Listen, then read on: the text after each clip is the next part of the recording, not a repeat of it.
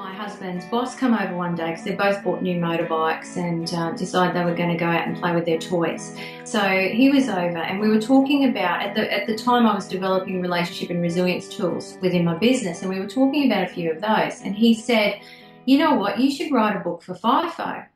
And I don't know if you've ever had those moments where you feel like the top of your head's going to blow off when you get a really good idea. And all the time. I have it all the time. Oh, I could do this and let's do that. And it just made so much sense to me. Hello and welcome to the Beers with a Miner podcast, episode number 16. This week is a happy hour episode.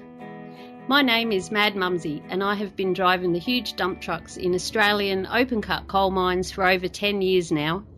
I wish I had $1 for everyone who said to me, "How does a little thing like you drive those big trucks? You must be rich. Oh, how do I get a job doing that?" My mining friends are asked these questions all the time too. This is what started the Mad Mumsy journey to share stories and tips from living a mining lifestyle and to let others know what it's really like. Not everyone is cut out to be a miner, but why not? What does it take to thrive and survive in this industry? Now, let's dig in. Get it? Dig? Mining? Oh, it cracked me up. In today's episode, I speak with Kirsty O'Callaghan, author of a fantastic book, Separated by Work, the essential handbook that helps every family to survive and thrive when separated by work. This episode is part one of what will be 2 podcast episodes, and we will cover a good chunk of the book as we speak today, and then the next section, which Kirsty will touch on later, we will share in our second episode because there's a lot to cover, and I've only read up to a certain point in the book, and apparently the best is yet to come. Is that right, Kirsty? That's right. Kirsty is also a FIFO wife, mum, business owner, executive consultant, life coach, blogger, public speaker, trainer and assessor, and of course an author. She also seems to be as passionate about sharing the mining lifestyle as I am after hearing many stories from miners and their families. Kirsty has joined us here to talk about this with us today, and welcome to the Beers with a Miner podcast, Kirsty. Thank you, Mad Mumsy. I'm so excited to be talking to you today. It's really good that we've finally managed to line up our schedules and sit down and have our little face-to-face. We're on video, so it's always good to put not just a picture, an actual moving person to the name. So as this podcast is called the Beers with a Miner podcast, I like to start these happy hour episodes with my guests sharing their favourite beverage and also their favourite time to enjoy it. It could be beer, wine, spirit, or perhaps even a cup of tea.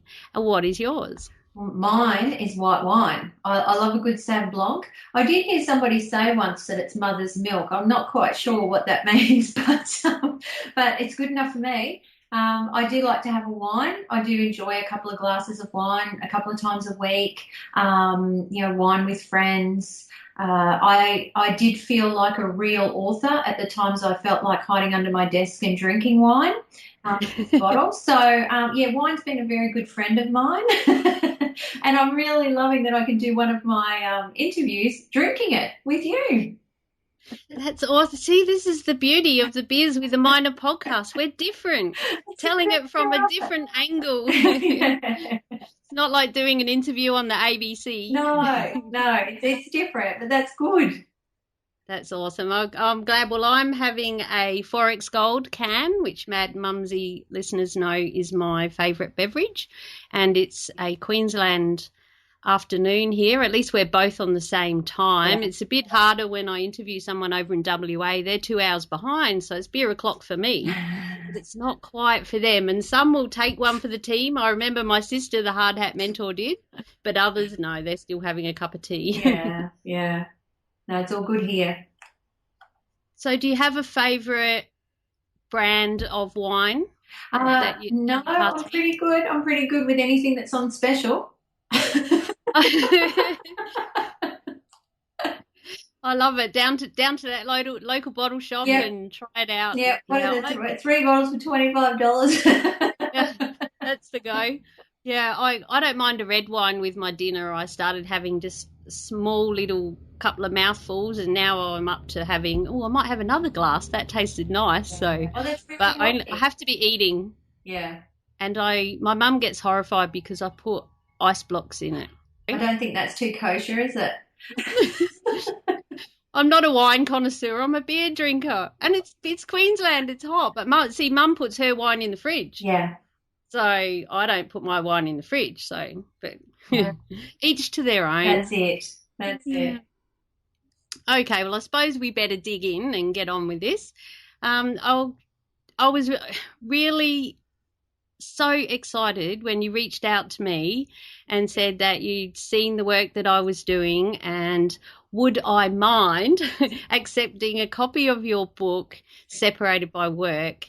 And I was doing the little running dance in my kitchen, and I was so excited by your kind offer. Thanks. And it got here really quick, so I got to take it out to work with me, and I think I did a little video, a little unboxing, and it was really pretty with a nice little cards in there as well. It was awesome. Thanks so much for doing that. It's my pleasure. I've been watching you on Facebook, and the work that you're doing is amazing. And I did think at first, and I don't know if this is true or not, but Mad Mumsy, I thought, I wonder if the MAD stands for Make a Difference, because you were doing such great things.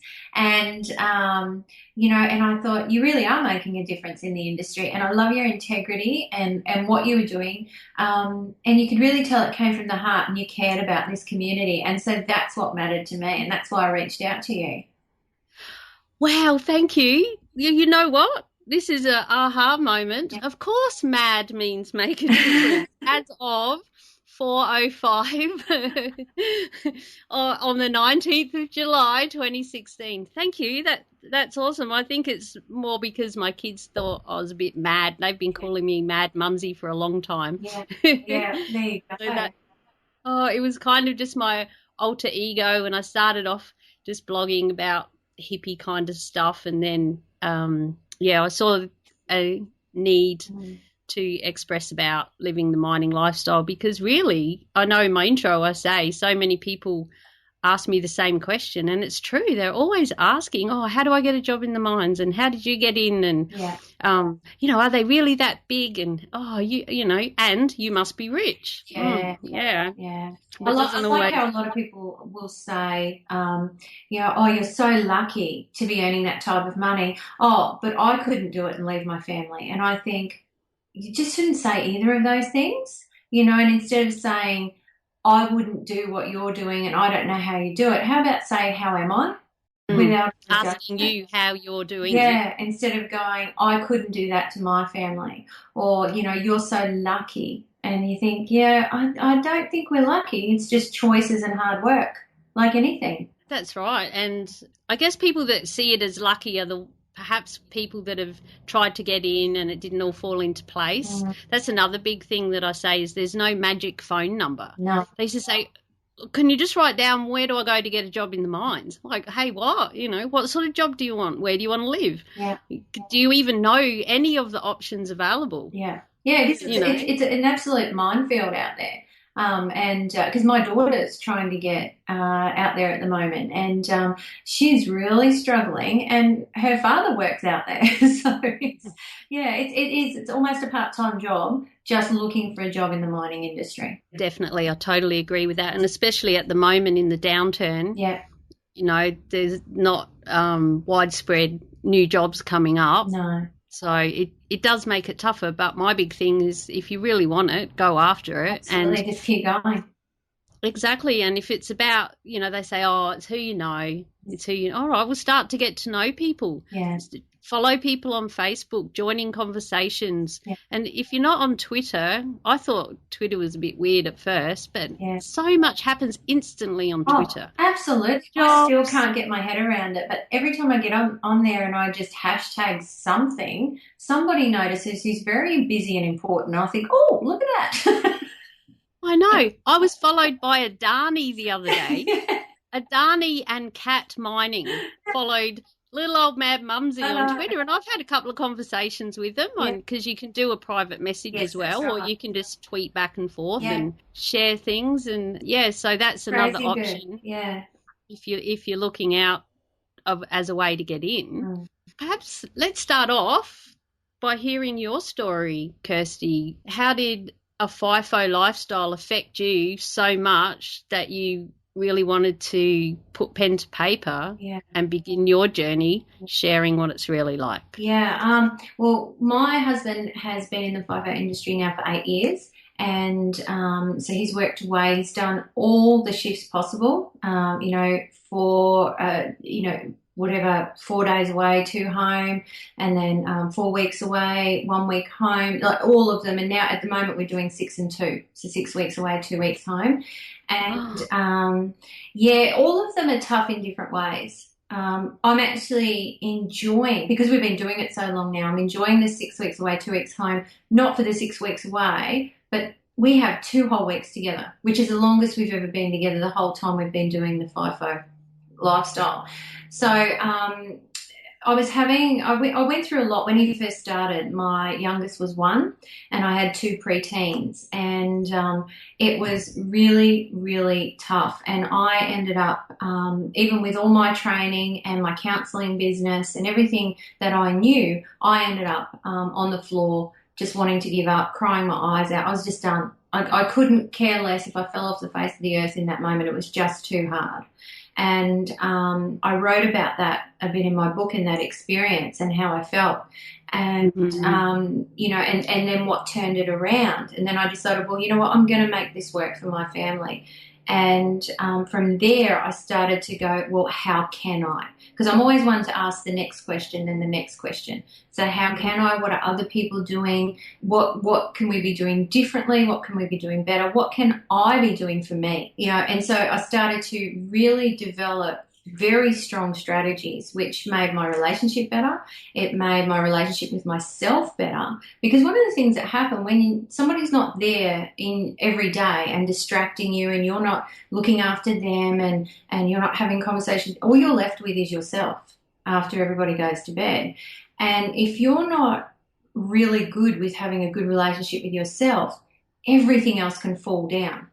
So, they say FIFO magnifies everything, and it certainly does, including how you actually feel about yourself. And so that's a lot of people find that's their tipping point, and it's certainly one of mine. And so anyway, so I went through a couple more years, and I had my husband's boss come over one day because they both bought new motorbikes, and decided they were going to go out and play with their toys. So he was over, and we were talking about, at the time I was developing relationship and resilience tools within my business, and we were talking about a few of those. And he said, you know what, you should write a book for FIFO. And I don't know if you've ever had those moments where you feel like the top of your head's going to blow off when you get a really good idea.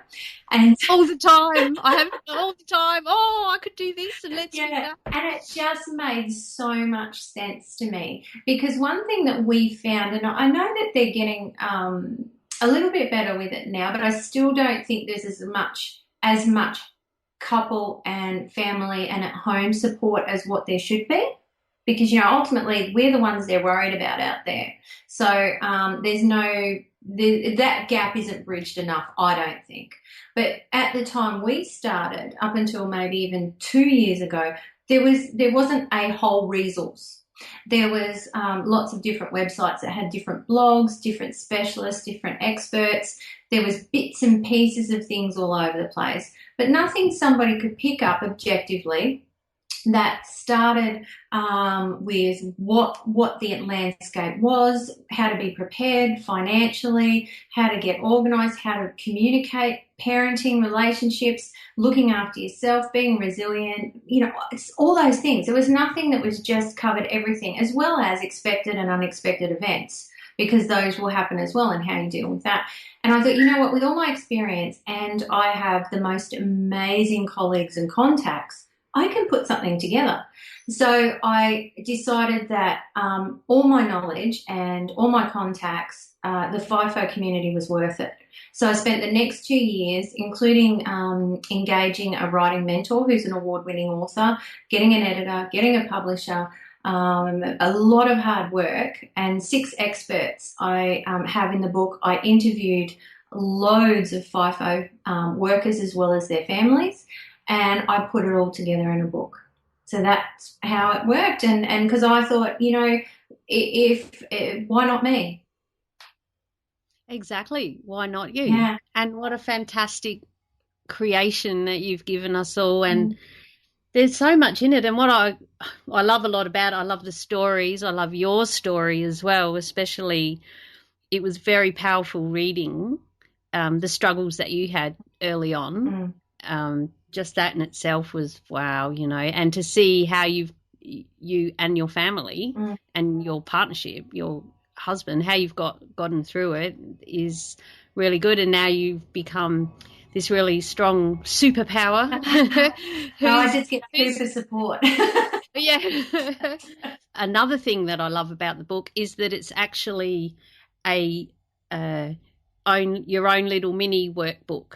So at the end of each chapter, you have steps that we can write down, and I've highlighted. Of course, I was highlighting a few things because I knew we were going to do an interview, but a lot of it, obviously I was thinking about me and my family and my situation. And that's the whole point, because that's a gift to someone. It's all well and good to read, something really exciting or something that touches you, or to have a good idea. But the gift that you can give to someone is say, you know what, I'm really real and I'm just like you. And, so what I sat back and thought of was, what did that show me and what can I be doing better? So if you can do that after each chapter, how could your life change? And it's quite easy, because it's the little things we do that all of a sudden make the big difference. Absolutely. And the other thing too is that once again, in so many things that I'm talking about on the Beers with a Miner podcast, it's got nothing to do with mining. A lot of it's life skills. It's just how to live a better life, or not necessarily better, but happier, and deal with all the crap that comes our way. Because as I said, FIFO magnifies everything. So if you're not, having good thinking habits, that will be magnified. If you're not eating properly, that will be magnified. If there's a bit of stress, that will be magnified.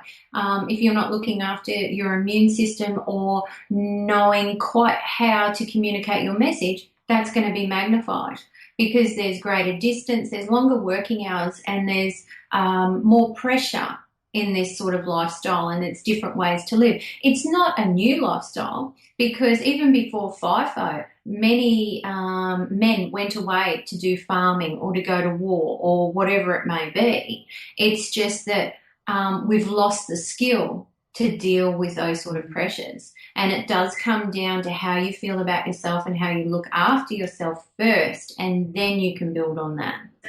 That's right.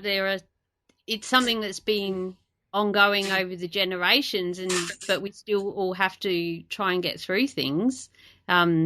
Like you say, with our parents and the war, and they're away for years at a time, and you might get a telegram that says, and you just hope that it's not that telegram that you don't want, but nowadays with all these new technologies as well, that's something else. Like, look at us having a chat. You're down in Brizzy, I'm up here in Mackay, just north of Mackay, and I've been talking to people in Western Australia, all over, and it's a sort of thing that you can sit down as a family and say, okay, how are we going to do this? What can we do? And that might be one strategy that you need to do, is up your internet setup so that you've got a good enough system that you can Skype, and that you're not going to freak out because the wife or the husband or whoever, the mine worker or whoever, has used all the data while you're away, or you're using it when you're talking and things. So their strategy. That's one strategy I hadn't even thought of until now. Yeah, and all those plans are there these days, to be able to get the bigger gigabytes and all that sort of thing. I think the other thing as well is creating those networks around yourself, which they used to do naturally hundreds of years ago, or even 50 years ago. You would have family or friends around you that you trusted. In the workplace, you would have that social and supportive network.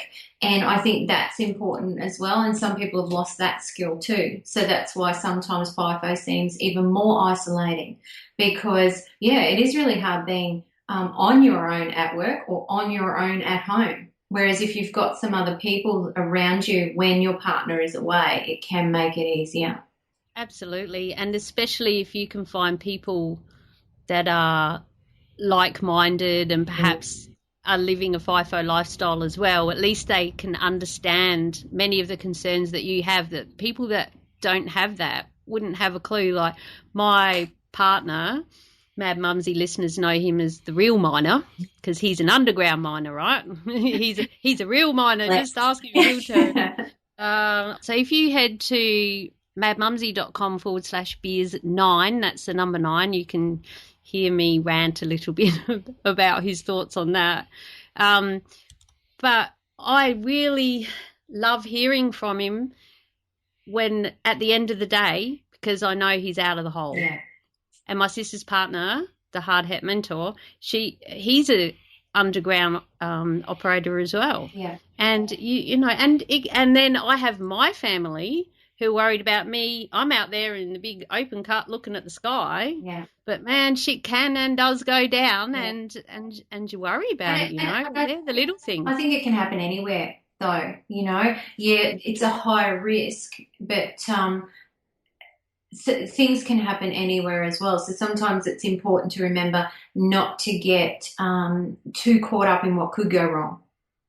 Because a lot of people do as well. A lot of some of my clients, as well as a lot of people I've spoken to, really get caught up in either the emotional well-being issues, you know, like depression and suicide, or the occupational issues, safety issues, you know, what can go wrong on site, as in, you know, you can have something fall on you, or, you know, when you, like you say, when you're underneath the ground. And, you know, it's always important to be honest and open about the risks, but a lot of people really, really get stuck on that. You know, they're waiting for that nighttime phone call, or they're waiting for someone to come home, not hoping for the best, but only being able to vision the worst. You know, I must admit I've been like that in the opposite too. I've been the mine worker, so I've been at work for 12 hours, haven't had my phone on all day. My family know if really bad stuff goes down, just ring. Here's the number to ring at work. Yeah. Because I don't have my phone with me. And then I turn my phone on at the end of the day from my locker, and it goes beep, beep, beep, get all these messages. I actually have my message is a duck. So it goes quack, quack, quack, quack, quack, quack. And then if you don't answer it, it sends a reminder. So one message is 2 quacks. Yeah. And might be 6 from one of my kids. Yeah. And I think, oh, you know, I catch myself going, oh, what now? Yeah. You know, again, the real miner says, oh, days of our lives. Yeah, but it's my life. Yeah. My eldest daughter's had a baby recently. Yeah. He's 5 months old now, my grandson. Congratulations. Well, thanks. I've got another one. He's nearly 15, so it's a big gap. Yeah. And it's really exciting for us all. Yeah. But that could be 6 pictures from throughout the day. Yeah. You know, whereas instantly I catch myself sometimes thinking, oh, what's gone wrong? Yeah. And that's not even at a mine. Yeah. You know, or you hear the ambulance go past. I live in a small town. My daughter, again, used to work at the local pub, and the ambulance used to have to drive past. And especially when I was babysitting her son and the dogs, she'd message me, Is everything all right? Are you all right? Basically, I'm like, yeah, why? Oh, ambulance just went past. Oh, okay, no, we're fine. I do think that disaster mindset, we have to keep that in check, because it's not necessarily a wrong thing. What can end up wrong about it is the compounding effect. So if you think of, 12, 13-hour days that FIFO workers work, and then combine that with, say, 2 to 6 weeks away, and if you're thinking like that a few times every day, that's where stress can really settle on somebody, and for the worker as well. So they're working all that time thinking 4 or 5 times about the stress that their partner might be going through, and then you times that. By the time you get together, you're both so exhausted and over, just over worrying about each other. It can have a negative effect. Yeah. Mm. And there's sort of things that people don't understand when they just see the money. Yeah, yeah, yeah. That's right. There's a bit more to it than all of that. There's like, I often say, and I've brought my kids up to realize as well that it's only with sacrifice that great reward comes. And, sometimes people sacrifice, work in the city, and they'll sacrifice being apart for 15 hours a day and coming home absolutely exhausted for what they do. And then on the weekend, all they want to do is sit around, and the wife constantly complains about the husband just wanting to sit around. There's sacrifice with everything that you do. And this is just our sacrifice. That's right. And I guess we should also mention, I should mention it at the start perhaps, but by FIFO, that covers so many more things, doesn't it? BIBO. Now, this was something I got out of the book that I need to mention to you, because I was like, oh, what, really? I haven't heard of that one. I've heard of FIFO, fly in, fly out. DIDO, drive in, drive out, which is what I do. BIBO, bus in, bus out. And then there was CISO. What the hell is CISO? Would you like to explain that? I obviously know now because I've read the book. It's sail in, sail out. So, we look at people that catch ferries to work or go to work via boat, things like that. So, it's same as all the rest. It's just different modes of transport, really. And but it's becoming more commonly known as all of them FIFO. But it's just that, to let people know there's more ways that, these guys and gals get to work. That's right. And what would you call someone who gets on a helicopter? Well, that's right. Maybe it's hi-ho. Hi-ho, hi-ho, hi-ho, off to where we go. I'm going to think of that when I'm on my way to work on Thursday. Oh, dear. Another good part in the book, so many great parts that I really enjoyed, and again, the messages that you're covering. And for anyone who's listening and says, listen to the rest of the episode before you run off and buy the book, if you like. Or you can pause it. That's a great thing about podcasts. You can always pause and come back to where you left off. But I'll leave a link in the show notes, which will be madmumsy.com/beers16. That's the number 16. And I'll leave a link to Separated by Work. Survive. Where was I? I've been thinking of a new hashtag, and I just started coming up with hashtag Survive FIFO. Yes. Yeah. What do you think of that? See, well, that's why I put when I put the catchphrase on the front of the book, Survive and Thrive Through FIFO.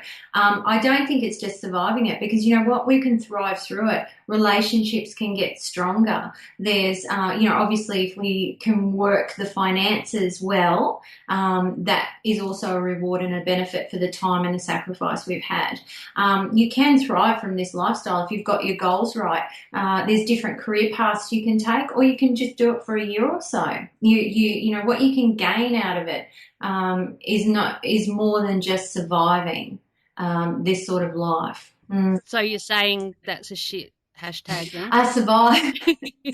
Well, you're sort of saying it's really, really, really, really tough. It is quite negative, isn't it? Yeah. I did a bit of research on what other hashtags were out around FIFO. Yeah. And I'll think about that and see whether it takes off or not. But yeah, you're right. I would put Survive and Thrive FIFO. Survive and Thrive, yeah, because I don't know if you... It is both. Survive and Thrive. Yeah. Yeah. Have you seen on my website the Team 10, the girls? No. Interviewed 10 women who have worked in the mining industry or are connected to the mining industry. My mum was one of them. Nice. And she started, I don't know, 40 years ago. Nice. Oh, not quite. She'll kill me for saying that, 30-something years ago. So my mum's stories are totally different. We will be sitting down and having a wine with her very soon. That's awesome. Yeah, because she started as a cleaner and ended up as a laboratory supervisor. Yeah. and another one, a couple of workmates, obviously, my accountant, who's really tough on us miners, and she can be a bit mean with the money. Yeah. You know, it's all right if you're doing the right thing, but I'm not. I still, I'm words and, you know, big visions and Yeah. things. I've got a big pile of all that kind of stuff sits over there. Yeah. It's not my department, but it has to be. You have to be organised. Yeah. And you touch on that in the book a lot as well. Yeah. And lists and stuff. But the Team 10, and I guess it was a introduction to, not an introduction, a step towards me deciding to do the podcast, because I sent them all a message however I connected with them. Some were on Facebook, some were email, some were a text, and a couple I sat down with, and I just asked them a question. What do you think that it takes for women to thrive and survive in male-dominated industries? And so I asked them for 3 steps, and some of them gave me 3, some of them gave me 10, but it was really interesting reading, and I want to get them all on the podcast and dive a bit deeper, because everyone has a different view on it. And then a web page on that, because I'm sure people would love, once they get onto your web page, to be able to open that page and read those responses. Like, that would be awesome. I'll leave a link to it in the show notes. Yeah. And you'll receive the PDF, and it's good reading. And I tried to do another one for the boys and ask the guys the same question, and I think I ended up with about 5 blokes that answered. And then I tried to do it all again, but working with the PDF wasn't a nightmare, to be honest. It would work in one way, and then I'd look at it. It was an editing process that slowed me down there, so I never went ahead with it. Yeah. And then I started the podcast, and I just haven't got time. Well, haven't made time for it. But it was amazing to see how many different people have different outlooks on it. So, do you have any advice, while we're on that subject, for women in a male-dominated industry? Not necessarily just mining, but if you're a woman working where traditionally it is normally men. Yeah. What would be my advice for them? Yeah. The how they look after themselves and their confidence and their self-esteem has to be paramount. Because men recognise achievement different to how women do.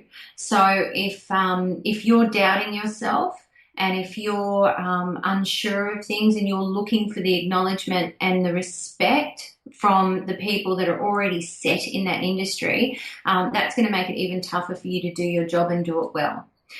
You've also got to be well, because you've got to have that clarity of thought, and you've got to have that energy to keep up. I would also say too, make sure that you understand how men communicate. Especially where you're at and what level it is, because, obviously managers communicate differently to, higher up the ladder and that type of thing. So really make sure that you are able to communicate as everybody else is communicating. So I'm not saying be domineering or anything like that, but just make sure you're coming from where they're going to understand your message. Because quite often it's not that men are purposely being arrogant in some of these areas. It's just that they're not understanding what you're trying to say and the way you're trying to say it. So they're not hearing what you're trying to get across to them. So make sure that you're very well versed in how to get your message across in that area, in that particular industry, because there's certain dialogues that go, as you know, with each industry. And quite often, a woman might go in and, they might go, oh, don't swear around me, and I want to tell you about this, that, and the other, whereas men are very results orientated. And if you swear every now and again, especially in male dominant, they don't care. If you're getting offended by that, or if you're working on a level that they're not understanding, that's where you're going to get into trouble. It's got nothing to do with how productive you are or how you do your job. And it's got really, a lot of the issues aren't about men and women at all. It's just the fact that you're not able to communicate in a way they're understanding. Often the other thing is too is to make sure that you don't hold in when you feel that it's unfair. So whether it's the pay rate, and we know that 15% of the occupations in Australia at the moment, women are getting paid less for the same job than a man would. So make sure that you do speak up about things like that that may be irritating you, or you feel that you're getting looked over because of your gender, or if you feel that there's different, you're being treated differently because of gender, just confidently speak up about that. But again, be very, very sure of what your message is, even if you've got to go home and practice it. I found I've had trouble over the years, especially early on, if I ever started showing any kind of emotion. As Mad Mumsy listeners will know, that's been one of my struggles, that and heights. Yeah. And I've stood there, and it's been a friend, and I'm trying to get my message across, but I've started crying. It's just, and there's a certain particular person, and I said to him, just forget about them. There's just, my eyes are just leaking. Just listen to what I'm trying to say. I just couldn't get it. Oh, and then as soon as you start to cry, they turn off. Yeah, and that's where we need to go. Who am I speaking to? How do I need to do this? What do I need to say? And with all male and female conversations, the female often has to remember what is the right time for me to say it. So we tend to be so multi-skilled and be able to hold so much in our head that we can say things at any time whenever they pop into our heads. We've got to look at what they're doing and how they're feeling, because we want to get the result. It's not about making them feel better. It's about us getting the result. And they're very results orientated and very focused. And that's why men can be so productive. So, yeah, it's just remembering that. It's got nothing to do with inequality, I don't think. It's just learning that there's different communication styles and different communication styles in industry, in gender, and remembering how do we do it where we're at. That's right. And it's also about having like you said at the start there, I think the confidence in yourself, the belief in yourself. Yeah, you've got to work on. Yeah, be confident, be authentic, but yet make sure that your message is heard. Yeah, that's right. And that's where is something else that I wanted to talk about that I got a lot out of in the section that I have read in this first episode. Remember, we're going to have 2 episodes on this, so watch out for that in an upcoming episode. I'll leave a link to the second one in our show notes once it's been done. But where you speak about your cup being full. And making sure that you fill yourself up, and then your cup runneth over. Your cup runs over, and then the bits that are running over are what you give out to the world and what's left for everyone else, and the energy and love and knowledge that you have to share. Have I picked that up right? Yeah. That's what the message you were trying to say. I heard it in a YouTube video years ago, and it was Yanla Van Sant who was talking about your cup running over, and what she was basically saying is what's in your cup is yours, and what runs over is for everyone else. You do not let people drink out of your cup, because then you're drained. Just like I wouldn't let anybody drink my wine. It's just not going to happen. So, no, you're going down.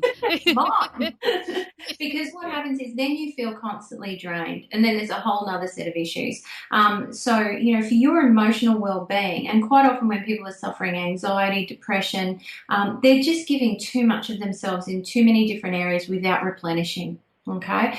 They also gain a sense of satisfaction and fulfillment, but it's not for a very long time by giving to others and looking and needing their appreciation, especially when we are parents at home or even the worker, and you want to be validated for what you're doing. You're just giving, but you're not looking after yourself. What happens is you get so exhausted and so overwhelmed that you may find that biochemically, if you look at, say, your brain has different pathways, things will stop firing as they normally would. So you get very tired, you get very overwhelmed, your brain's not firing as it should. So then you start to get anxious. Then you start to not be able to think straight. And then that leads to that darker thinking or that exhaustion. And I may as well give up. And then you're not communicating at all, or you don't want to communicate because you can't get the words out right. And so we can see how you've got your initial stressor, but then you've got your secondary stresses, and they're the things that are going to tip over. So keeping your cup full, make sure you're looking after you, and then there's more of you to look after everybody else. That's fantastic, and I totally agree. And we have to get selfish sometimes. We have to say, no, this is me time. It's not selfish, it's self-full. Self-full, reframe that, Mad Mum. Hey, oh, all right. I like that. So how do you self-full your cup personally on a Kirsty level? I do yoga every week, which is really important for me. I've got a bad shoulder, and I find that without yoga, my shoulder will go. Now, when my shoulder goes, I get headaches, and as well as a sore shoulder. And so, that leads to a whole heap of, I'm tired and pain, and I don't have time for that. So yoga also is my thing. I also get acupuncture and a massage every 1 to 2 months, and I make sure that happens. I love my work. I love writing. I love speaking. And so I love giving. I'm very community orientated. I'm up to my 3rd community award that I've been nominated for this year, so I'm very excited about that. And congratulations! Thank you. And so I just love. So I make time for the Lions Club, because that's for me, because I feel fulfilled because I'm giving to something bigger than myself.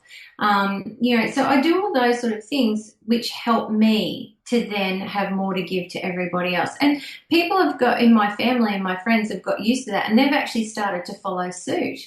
So it's really important that you look after you, because if there's nothing left of me, I can't help anybody anyway. So, I've got this 5 and 5 rule. So I will spend 5 hours a day working, and the other 5 hours are for my community, my friends, and my family and my home. I will not give up. I will not take out of the other 5. If I'm running out of work time, I won't take out of the 5 home, family, and friends. I just won't. So that's how I keep my cup full. Oh, thanks so much for sharing all of that. I feel better just listening. I was talking to my mum today actually about I need a massage. And when I finished my interview with Nicole Ashby from FIFO Families, which will be episode 14, and after I got off the call, I booked an appointment with my hairdresser. No. And I went and got my hair done. No. Because it was way overdue, and I was just feeling every time I looked at myself, I'm like, ugh, and yes, it's an outside thing, but it helped me become that archetype, as Jodie spoke about last week, slip into my superwoman outfit so I can sit down and interview all these other really insane superwomen like you, and just having your hair done, and just the act of going to the hairdresser and having a chat and that massage. But the way I look at it is if, when you bring up kids, you buy them nice clothes, you get their hair done, you look after everybody else, now if it's good enough for them, why isn't it good enough for you? So, and as my 2 older ones are now young adults, and I often say to my daughter, I say, make sure you look after you. Your hair's really important. Make sure you take time to go and exercise. Make sure, now if I'm going to tell her that, it's got to be good enough for me as well. So it's really, really important. And it's not just superficial stuff. It's that stuff that goes, I need this for my well-being. And everybody's different. I love getting my hair done, and that a lot of that is just to hide the greys. But yeah, I needed my roots done. That was the thing. My acupuncture and yoga is partly for health reasons and whatever. But the thing is, different people have different things. I love shoes. I love shoes. Some people couldn't care less about shoes. But, whatever your thing is, make sure that you're doing that within a comfortable budget. Don't go outlandish, because the thing is, if you go and spend money on something you can't afford or that you haven't discussed in the family budget, it's going to blow up in your face. But if your thing is, I've got a girlfriend and they're on a very tight budget, but her thing is once a week she goes for coffee on the beach for 2 hours. That's her thing. And that totally refuels her. Yeah. No Fills her kids, cup nothing. Yeah. Fills that cup up. Yep. So find your thing. Back to the shoes. I've said it. I think I've even said it. Oh, I think I've said it on the podcast. I buy software and apps instead of shoes. Yeah. And courses, but I'm getting to the point now. Okay, enough of that. I've got enough. I've got enough software and things. About that. I could never have enough shoes. Well, I need to buy shoes. That's my point. And my daughter's dog ate a pair the other day. I said, they were my best going out thongs as well. No. That is hilarious. So whatever fills your cup up, use that. Yeah. And this goes for the blokes as well. Oh, absolutely. It might be not stereotyping, but fishing or going for a ride on your Harley, or taking time out. As long as you communicate properly with your family, taking time out for that golf, for playing video games, for watching movies, going to the footy. Just if you need that time and just by yourself, don't think you've got to come home from work if you're the one working away, and that 100% of that whole time has to be with your family. It's not that you take off from your family. It's about being fair, but it's also about being able to talk about how can you have certain time off and your partner have certain time out as well, if that's what you need. That's right. I've heard a few people say that they get cranky when these were blokes, when the mine worker comes home and they're going fishing for 3 days with their workmates. Yeah. And the partners, you've been with them at work all week. Yeah. What about me? Well, I'll be home for 4 days or whatever. But when you're at work, and this is what I've tried to explain to a couple of those people who were feeling that way, is when you're at work, you're working. You're not relaxing and fishing. You're showing each other. No, exactly. As social as it gets is you're showing each other pictures of the fish that you caught when you went fishing last week or whatever. So let's go and do it together. So they're those difficult conversations. That's where look, I can tell you categorically, my husband wouldn't get away with 3 days away when he's home. It just wouldn't happen. However, different things for different families. But the thing is that you discuss these things and you come to agreement. So it might be 3 days every 3 or 4 months. If you present it in that way, that's easily accepted. I'm going fishing with the blokes 3 days every 6 months. It's going to be in one of the times I'm home. It cuts into half the time I'm home. But, this is just something I'd really love to do. Maybe you could get away with the girls another time, whatever it may be. But it's how to have those conversations. It's not that you're doing anything wrong. It's how you're going about letting the other person know you're doing it. And that's where the trouble comes in. I don't think any trouble's caused by the actions. It's usually how it's being communicated in the first place. Or not communicated. If my husband came home and said to me, just letting you know I'm going fishing for 3 days while I'm home, I'd be going, and are you taking your suitcases and your stuff with you because you won't be coming back? Is he going to listen to the podcast? Yeah, probably likely. Or he knows the rules. Yeah, he knows and the rules. That's it. He wouldn't come home. I mean, I've just done up a speaking schedule because I've got a couple of national events coming up, and I have to work. Well, I don't have to, but I choose to work that in with his swings because I like someone to be with the house, the pets, and the kids because it's a definite madhouse here. And, so I discuss that with him and work that in with him so that he knows I'm going, and it's not ideal, but we discuss when and how and where that's going to fit. And I just think that's a fair way to do it rather than him come home and go, oh, by the way, I've got to go away for 3 days. Exactly. And it's another part that I really related to in your book where you wrote about keeping lists and in that section, I believe, was about keeping track of who's doing what and the family, and it helps everyone to know what's going on because it's hard to communicate when you don't see each other or you only get a half hour of Skype and you've got to say this, this, this, and this. Yeah. And oh, didn't I tell you I was going fishing for 3 days? Oh, I'm sure I did. Yeah. And I'm such a list head. Whenever I read or hear anyone that tells me to write lists, my brain, you know, you were talking at the start about a moment when your brain starts to explode. Yeah.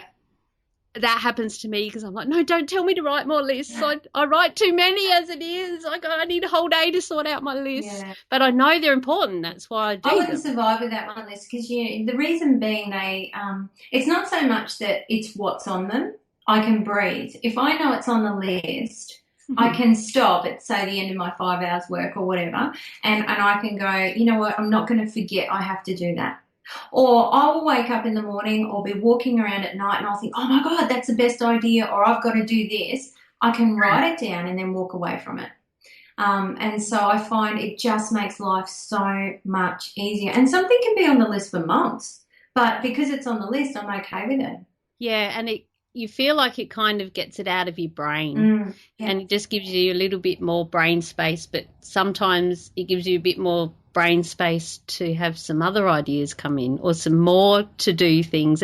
But I've found what has been helping me a lot is meditating. Yeah.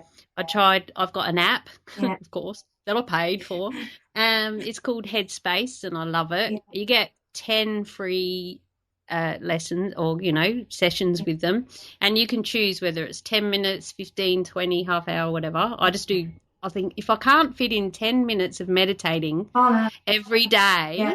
I've got 2 guided meditation CDs out that I put out myself, and I've taught meditation for 17 years. And, you know, I find meditation and mindfulness is the most amazing tool. And I talk about a little bit about it in the book, even to the point where, you know, you don't have to go off with the fairies or anything ridiculous like that, but just being able to passively relax all your muscles, or to use the acronym STOP. So you stop, you take a breath, you observe what's going on, and then you proceed with action or non-action, whichever one's appropriate and whatever is appropriate.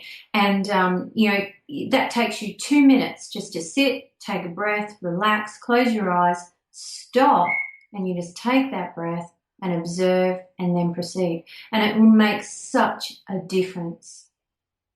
It does. It's amazing. And again, I'll add links to those on the show notes. I've really found that it has helped me a lot. It just helps you just to, I'm going to swear now, right? Just calm the fuck down. Yeah. Sometimes you just need to go, stop. Yeah. Just stop. Yeah. Just have a breath. Yeah. Right. Now, like you say, stop. I like that. Stop, step back. Yeah. I did I was asked to be someone's wedding photographer. And multi-skill. Oh, yeah, well, that was, you know, another brand, photography and video, and that's another side of things that's, you know, you should see the lists on all of that. But I said yes, and then I started to panic. Yeah. Like, oh, what the hell? And, you know, and I was helping them out because I'm not a professional photographer, and they knew it, so they got me at a great price, but they did pay me and gave me the freedom to do what I thought and trusted me. I'm like, oh God, no pressure. But I was around that time that I started doing this meditation app, and one of the things, and it was just stop, have a breath, and now where was I? And I remember doing that on the day of the wedding. As I was packing the car, you know, things like that. Yeah. Amazing. It's amazing the difference that it's 17 years I've been teaching it. It's absolutely blows my mind, the results I've seen people achieve. You know, people that couldn't sleep are sleeping. People that were suffering anxiety couldn't go out, were going out. And I wasn't doing that. It was the ability to be able to connect with themselves and take time out and relax that was doing it. And, you know, depression, you know, they never thought they were not going to be depressed. Overcoming traumatic situations, pain when their pain was reducing from whatever they were suffering from. It's just amazing. It's an amazing tool, and it's ever so simple, so simple. Yeah, I totally agree, Mm. and I recommend everyone has a try. Yeah, yeah. There's something that I found on page 23 that I really related to, and I was wondering if I could read it out, Sure. and perhaps we'll have a quick chat on that, and then we might start looking at winding up this episode's conversation, Mm-hmm. because it really related to me, and I'll explain why at the end. FIFO workers have at times likened their on-site experience as being in a jail. Rules, restrictions, routines, expectations, and more rules. There are rules on how much sleep they should have through to how much beer they can drink. There are you can see why that got my attention, right? There are rules on what they wear through to when and what they can eat. There are rules on where they can go and when they can go there. Now, I stopped at that part because when I got to there, I remembered that my daughter loves FaceTime. So my phone will ring and I'm looking at a person. It's not just ringing. I'm like, oh yeah, okay. So we're having a chat, and I was out at camp, and I said, I've got to go put my clothes in the dryer. Do you want to come for a walk? Yeah. She said, yeah, okay. And she showed me how to. She said, just push that little button up the top, and that switched the camera off of me, thank goodness, and put it onto what I was looking at. Yeah. And I walked along the aisles of the dongers, and there I said, now this is the dong and that's my room. And then we went into the laundry, and then we walked back, and we got back into the room. I said, just don't make too much noise because people are sleeping, And we got back in. She said, oh my God, Mum, it looks just like a jail. I'm like, oh no.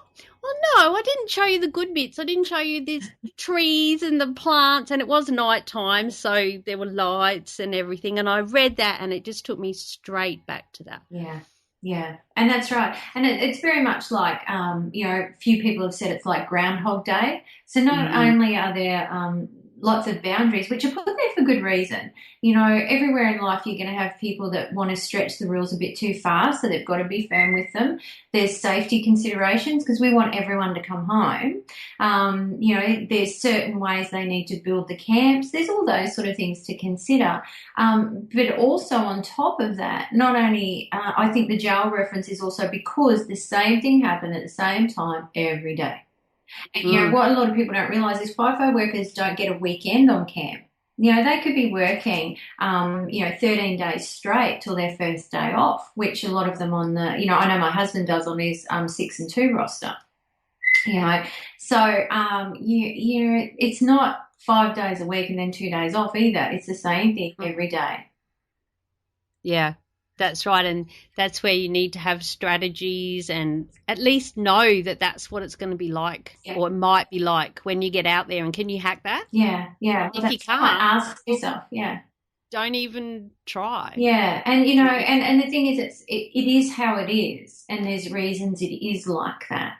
And so it's not necessarily look at the bad side of it or complain about it. It's just accepting that. This is the way it is. Just like sitting on a train, that I could think of nothing worse at times, depending on how many people are on the train and who's on there. But you've got to do it to get to where you're going.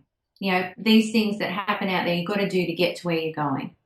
That's where, if you are one of those lucky or unlucky people who have to sit on a train for a long time, stick in your headphones and start finding podcasts. That's right. And it doesn't have to be mine. There's so many out there. I'm just so passionate about getting the word out about podcasting. Yeah. One other thing, if you've got time. Yeah, certainly. Are you okay? Yeah. You're good? Yeah, good. Yeah.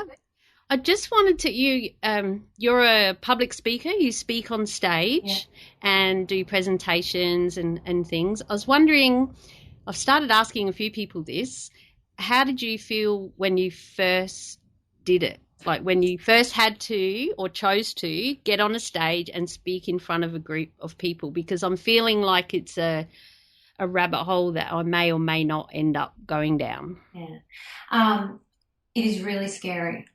It's really scary. And I still get up and I will rash up to start with. One of the things that you have to remind yourself of is that they're happier that you're up there rather than them. Good point. And everybody's usually very nice. The thing that I learnt very quickly is just because you know your stuff, don't get up there and think you know how to speak. You must write your speech and you must practice it over and over and over again. And, some say at least 40 times. Just read through and make sure you can read through it blindfolded, because when you get up, you'll feel the pressure and a lot of things will just go out of your head. Like, wow, where was I? Yeah. I don't know. Yeah. And always have notes with you. But, how did I feel my very first time? I was petrified. Yeah, I was so worried about what everyone was going to think of me. And I was I got down off that stage and I remember thinking to myself, I just blew that. And not because everyone thought it was fabulous. It actually went over really well. It was a great speak. I should have been proud of myself. But you know what I did? I made it about me instead of about the audience. And from that day forward, I decided not to do that. I was there to help them with giving them information that they could use for their transformation, not about what they thought of me. So the minute I stopped making it about me, it became a lot easier.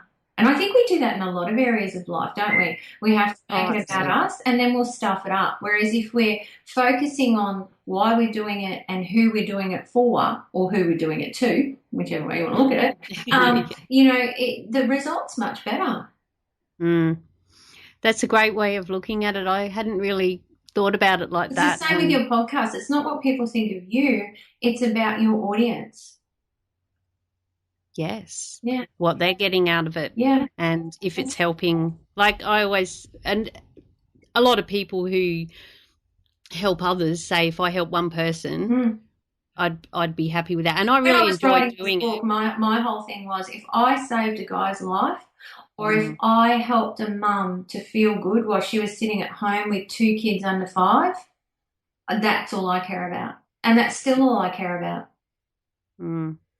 And that point that also that you brought up about the speaking on stage and they're not necessarily thinking about you, you can take that with you out to work as well. When you're working in a crew, the amount of times, I don't really get to this point very often anymore because I'm all grown up now maybe. You've got your big girl pants on. Yeah, got my big girl pants on. Walk into the room and if everyone's laughing, you think, oh, they're laughing at me. But they're probably laughing about a stupid joke that they told just before you come in, or the opposite. If you get a bad look off someone and I used to think that it was about me because I'm one of those people, I just want everyone to love me. Yeah. But I've soon grown up and realised that that's not the case. I probably annoy some people to death, and so what? Just stay away. That's it. But the thing is, we're all like that, and there is a part of us that no matter how old we get, we can manage it better. Yes. But we do tend to be worried what people think. We do tend to take things personally, and it's human nature to want to be loved and accepted. The problem is we take it too far and let it run away with itself. So, I'll often say to myself, what is it about this situation that's offended me, and how can I deal with that better? What is it in me that has seen this as a bad thing or has taken this personally? And, usually I can relate it back to something else. Great point. And it's another huge reason we have to keep our cup full. Yeah, that's it. Because we have the strength inside of us to go, no, it's not about me or like you say, what is it why is this making me upset? Bad Mumsy listeners know that I speak about that quite a lot. Yeah. So I won't go into it all again. Yeah. But it's another important to look after ourselves so that we can deal with whatever situations life's going to chuck at us, because it ain't going to stop, is it? It's going to keep coming in all situations, even if it's at the school with other parents and you're not included, or your kids on the outer. I mean, we've got to teach our kids how to have the strategies as well. I've got a 14, nearly 15-year-old grandson. Yeah. And I'm not used to boys either, so that's a whole new world for That's a me. bit tricky. You know, It's yeah. another thing I haven't noticed with my kids, because a lot of people think that the kids suffer, and they feel it like we do in FIFO life. And in our next episode, we're going to be talking more about the kids and everything. But from what I do and how we handle our FIFO experience, because we love FIFO now. It's great. It is paying my house off. It's like it gives us 2 weeks together, 2 whole weeks. Can you imagine? Like, even in my job, I almost take 2 weeks off every 6 weeks. It's awesome. Who gets that? And so it's all really exciting. But from that, my kids, or our kids, I should say, they're both of us. They're just as Yeah, you're not that good. You didn't do all that on yeah, your own. they're just as close and connected with their dad, even though he works away. But that's because we've never made a big deal of it. We've just gone, this is how it is. How are we going to get around this? How can you talk to dad more? I remember Joseph saying once when he was little, and it was quite funny. He said, I think dad's work's mean. And this is when he was doing 4-in-1. And I said, why do you think dad's work's mean? And he said, because he should be at home for 4 weeks and then work for a week. And I agree. How old was he when he said that? And so that was really funny. That was really funny. But, but I just went, oh, well, that's not how it is. And I didn't make a big thing of it. And so he got to express himself and be heard. But life is going to throw you stuff, whether you're FIFO or not, that you don't like. It's just how can you make the most of it without, getting too stuck on it. So I think FIFO is just another lesson in life, really. Yeah, that's right. And it is doable. And like you say, you can survive and thrive living the FIFO lifestyle. Certainly can. Especially if you read my book.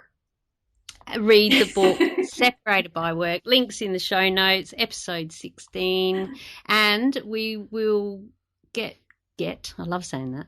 We will get Kirsty back on, and we will go deeper into the next section of the book. What can we expect in the next section of the book is all about relationships. It's all about parenting, especially parenting those difficult kids and special needs kids when your partner's away. It's all about one of my favourite chapters, and I just love the title of this chapter, is in the relationship section, that FIFO relationships are 50 Shades of Away. So we'll be talking about that. And and we'll also be talking about those unexpected events that can happen and life after FIFO. So I interviewed some very interesting people in the Life After FIFO chapter, and their relationships didn't do too well when they first left FIFO. And so we talk about how they got through that. And that's something that people would not even think about. No, and it's really important. But we won't go into it now. No. Save for the next one. Sounds awesome. I can't wait. Thank you, Mad Mumsy. In closing, do you have anything right now that you're super excited about that you would like to share with us? Yeah, well, funny you say that, because I read your prep notes today on doing the podcast, and when I got to that bit where you were going to ask me, I thought, I can't believe the timing on this. Just yesterday, I have begun to launch, it's in launching process, the Mindful Madhouse. So this is my next huge project.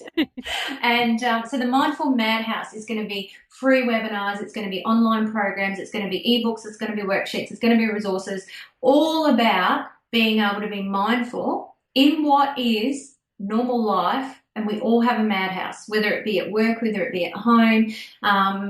We're surrounded by madhouses, and it's unrealistic to say, let's be zen and let's be calm and let's be this. So, but how can we be calm in real life? So the Mindful Madhouse, and for parents, and it really will look at all aspects, and there'll be interviews and everything. So not just your normal family, it can be your FIFO family, it can be family with special needs, blended family, same-sex families, a whole bit. We're all living in madhouses of some sort. So, how can we be in the calmest state possible and the clearest state possible to be able to deal with that and have a lot of fun with it?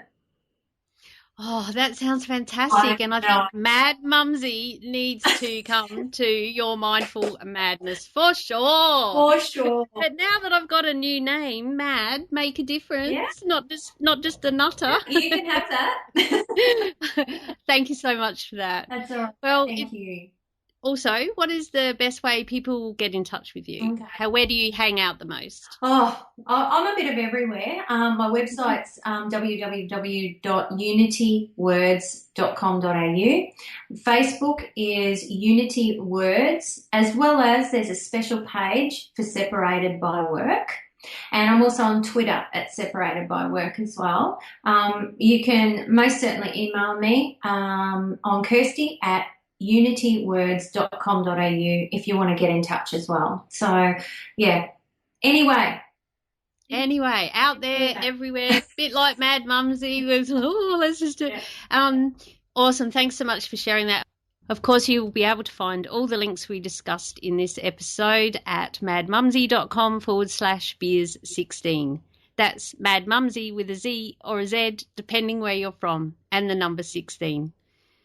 So thank you so much for today. I had a blast. It was really good, and I'm looking forward to our next catch up where we dive in Mad Mumsy digs, where we dig deep into the next section. Thanks so much, Kirsty. No worries. Thank you. I would love you to please leave a rating and review on iTunes so more people can hear about the Beers with a Minor podcast. Head to madmumsy.com/iTunes to find the subscribe link and a video with me showing you how to do it for those of you who are a little technically challenged. Or for those of you who are a bit more savvy, just search for Beers with a Minor in your favourite podcast app. And as always, please share with your mates. Thank you so much for listening. Until next week, stay safe, be real, be special, and have fun. For we only live once. Cheers.